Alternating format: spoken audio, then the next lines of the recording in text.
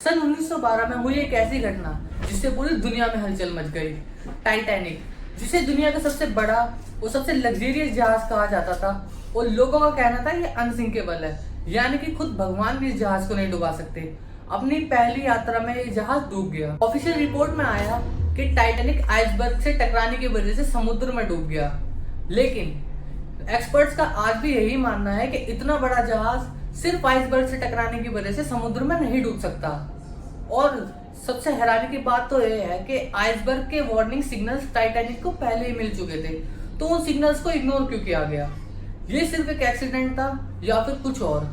एक थ्योरी के अनुसार उस दिन यात्रा में टाइटैनिक नहीं बल्कि उसकी सिस्टर शिप ओलंपिक गई थी, जो पहले से ही डैमेज थी।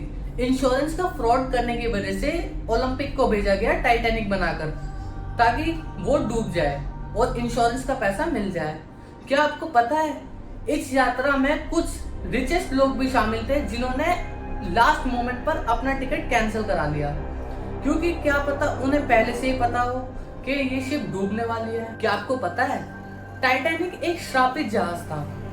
टाइटैनिक के कंस्ट्रक्शन के टाइम पर भी कुछ ऐसे हादसे हुए थे जो बहुत खतरनाक है। जब जहाज डूब रहा था तब कुछ लोग सरवाइव कर गए थे। बाद में उन लोगों ने बताया जब वो शिप पर थे तब उन्हें डरावनी शैडोज दिखी थी और कुछ बहुत ज्यादा डरावनी आवाजें आती थी। कुछ लोगों का मानना है ये जहाज किसी श्राप का शिकार हुआ है। पर 1985 में जब टाइटैनिक का डूबा हुआ व्रैक मिला तब साइंटिस्ट हैरान हो गए, क्योंकि टाइटैनिक जहाज के कुछ हिस्सों के ऑफिशियल डिजाइन ऐसे थे जो इस जहाज से मैच नहीं हो रहे थे।